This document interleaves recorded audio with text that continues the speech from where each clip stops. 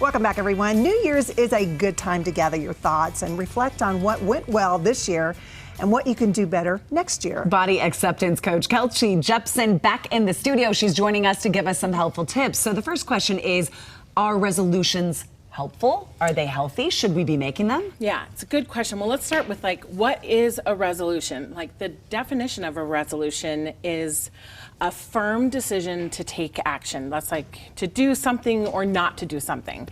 I think typically in our culture that usually looks like a decision not to do something, and it's usually in an extreme way. So it's no more alcohol, no, I'm not gonna have any sugar, no carbs, no more going out.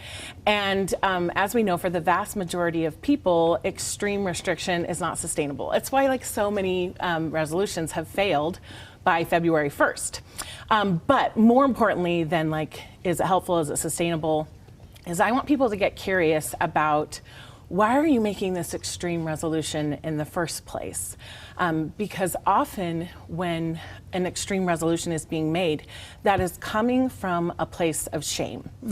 And the irony about making a choice to do something different from a place of shame, even if it's a health promoting behavior. So for example, let's say you decide, I'm going to floss more.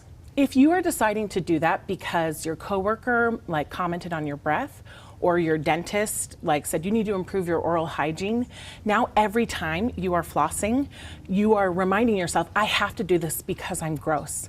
And you're actually embedding that shame. So it's really not gonna lead to healing, to this positive change that I think we all start out with.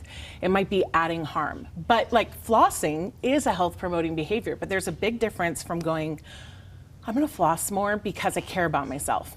I'm gonna do this tedious task that's annoying because I care about my health, I care about myself, and I just made this promise to myself. That's very different than I have to do this because I'm gross. Yeah. And resolutions in of themselves, they're not negative. It's just that we typically come at them from this all or nothing mindset, which usually fails for most people. Well, it's like people, January is notorious for gym explosion, right? Yep.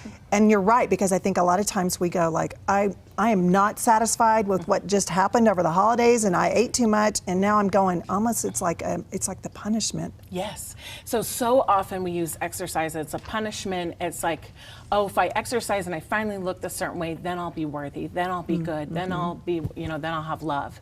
And so actually, if you can think about, okay, what's underneath my reason to do this extreme thing? Is it because I need to work on my self-worth, self-love? If you can make a resolution from self-love, for example, one that I would really like is you know what, this year, I'm not gonna engage in negative self-talk. I'm not gonna talk badly about my body, and I'm not gonna be self-deprecating. That's a really positive resolution. My sister one year was I'm gonna do a resolution to wear my seatbelt every time I ride in the car. She really struggled with that. And my other sister was I'm gonna buy myself flowers every week. And it's that's improving self-love. These are actionable things, so it's really ditch the resolution and start working towards self-love. And you don't have to wait to the new year to do that. We were talking about this expectation of new year, new me, or start of the month, Monday, diet starts on Monday. If you can really think about why do I wanna make this change, and examine is this from shame or is this self-love? Taking actionable steps towards improving your holistic health, that's physical and mental and emotional, that's really positive. Can you turn any resolution around that way? Is it a mindset more than the resolution? I think so. It's if I choose to, I want to add more nutrient-dense foods into my life, if that's in a place of shame, that's going to be harmful, right? It's going to be embedding that shame.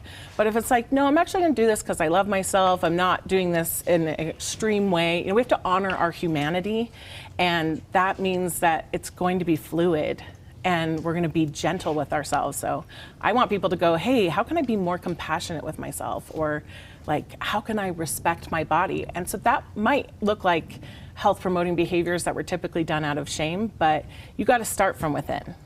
And if it doesn't happen for you in January, it's okay to do it in February or March. Or today. Or today. You don't have, you really can just look at your life and decide take stock on what is working and, you know, where do you want to like add some grace. Kelsey does Embody Love workshops, everybody, and if you would like to book a free discovery session on Zoom, her information is on your screen along with the website, and we'll put a link on ours. Thank you so much. Good advice. Thanks for stopping by the show. Thank you.